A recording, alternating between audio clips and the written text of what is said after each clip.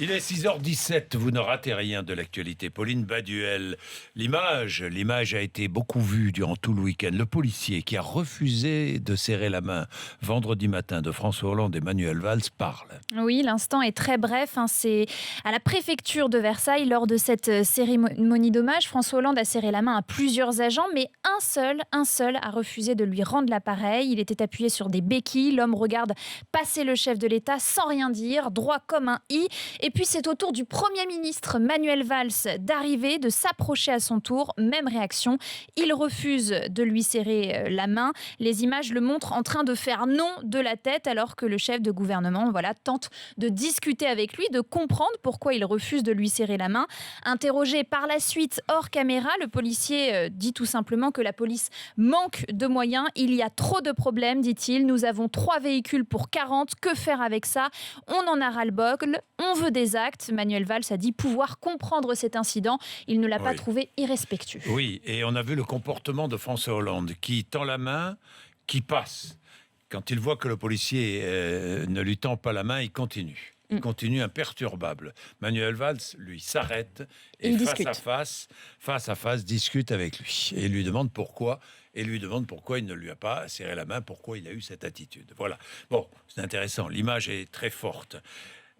Le contrôle technique de nos véhicules va se durcir pour les véhicules diesel, Mathieu. Oui, pour les diesels uniquement, c'est un amendement qui va paraître dans les jours qui viennent. Désormais, toutes les voitures diesel devront être soumises à un test de pollution drastique. Les émissions de gaz polluants seront mesurées tous les 2 ans. Et si la limite est dépassée, il y aura à terme obligation de réparer. Ça va beaucoup plus loin que la législation européenne et ça devrait entrer en vigueur à l'horizon 2018-2019. D'ici là, il faudra que tous les ateliers de contrôle technique s'équipent des machines nécessaires pour contrôler cette pollution. Amazon va livrer en 1 heure à Paris, Charles. C'est déjà le cas. Ça s'appelle Prime Now. Et depuis jeudi, pour les abonnés premium à Amazon, on peut donc se faire livrer à Paris de nombreux produits, dont de l'alimentaire, en moins d'1 heure.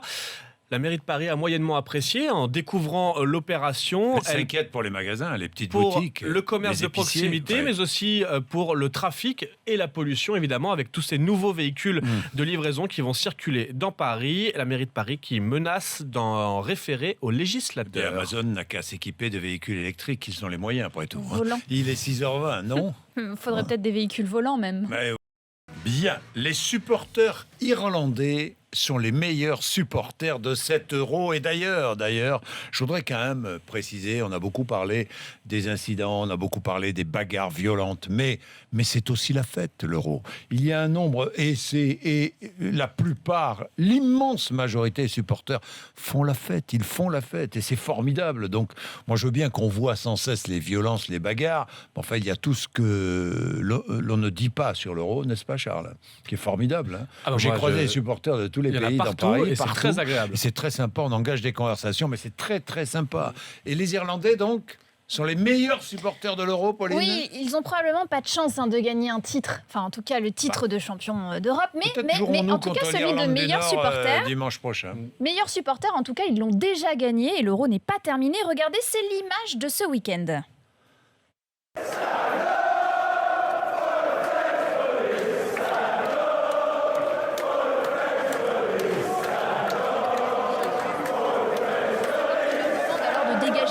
Pour laisser passer le tramway, ils se sont mis à chanter en hommage à la police. Stand up for the French police. Levons-nous pour la police française. Voilà, ils ont repris Go West de Village People.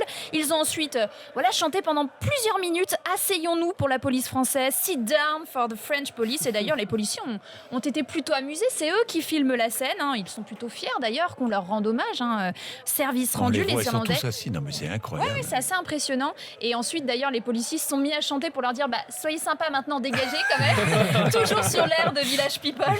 Enfin bon, les Irlandais sont quand même 70 000 en France et c'est vrai qu'ils sont pas seulement ils sont gentils, fair play, même quand ils perdent. Enfin, il y a vraiment une ferveur irlandaise qui se répand un peu partout en France. Ils ont même nettoyé, il paraît, je sais pas dans quel pub, Dans quel pub? C'est À la pareil, c'était à fermeture. Bordeaux, ouais. À la fermeture, c'est à Bordeaux. Ouais. Ils ont nettoyé Le pub trottoir, etc. avant de partir, Ouais, le ouais. comptoir et tout. Et Alors ils ont ça, aidé c'est une quand même personne qui avait extraordinaire. aussi crevé, je crois. Ils ont changé Ça, c'était à Paris, oui. c'était Ils ont à Paris, changé une la roue en pneu- plein voilà, Paris, c'est oui. ça. Dites-moi, la pelouse Incroyable. du stade de Lille est donc aussi déplorable qu'à Marseille, Charlemagne. Hein. Oui, vous l'avez vu hier soir, ça ressemblait plus à un champ de patates qu'à une pelouse de football. Pourtant, il n'y a pas de quoi être surpris. On Pourquoi il y a connaissait. toujours un champ de patates, expliquez-moi. Là. Aucune idée. On aurait pu faire du motocross hier Est-ce que sur quand la on pelouse. arrache les patates, Ouais, ça fait Oui, ça doit ouais, ressembler à ça. ouais, En tout cas, ouais, le ouais, ballon ouais, ouais. rebondissait alors que tout seul, voilà, sans que personne ne tape dedans. C'est un vrai souci pour la qualité Ouais. du jeu. Et puis, c'est un peu embêtant parce qu'on connaît les dates de l'Euro depuis, je sais pas, 2-3 ans. Et là, comme par hasard, on découvre qu'hier soir, il faut une pelouse à Lille. Résultat, un mois avant, l'UEFA a demandé à la mairie de changer la pelouse. Avec le fournisseur officiel de l'UEFA, on est allé chercher une pelouse en Slovaquie qui, entre-temps, a gelé sur la route. Et donc, on s'est retrouvé avec une espèce le de... voyage. Voilà, une Choc moquette terreuse hier soir. Ouais. Tout le monde se renvoie la balle. Il a plu, donc on a installé des ventilateurs tout autour Oh du là terrain, mais ça n'a pas Bon. servi à grand-chose. 30 ans après, Coluche reste dans le cœur des Français. Et pour 43% des Français, Coluche, c'est avant tout les Restos du Cœur. La première campagne d'hiver en 85. Coluche, c'est aussi sa salopette. Mais les vrais fans se souviennent de lui comme l'homme de scène, un humour noir, corrosif et toujours d'actualité. Écoutez par exemple ce que Coluche aurait pu dire aujourd'hui autour des grèves contre la loi travail. La différence entre le PC et le Beaujolais, c'est que le Beaujolais est sûr de faire 12,5. Le communisme, c'est une des seules maladies graves qu'on n'a pas expérimenté d'abord sur des animaux. La différence entre le Parti communiste français et le Titanic, c'est qu'au moins pendant le naufrage du Titanic, il y avait de la musique. Le Parti communiste, ils sont avec la CGT. La CGT, c'est le cancer général du travail. À pas confondre avec FO. Farce ouvrière. Entre deux cons alcooliques qui sont pas d'accord, je suis toujours pour celui qui est de la CGT.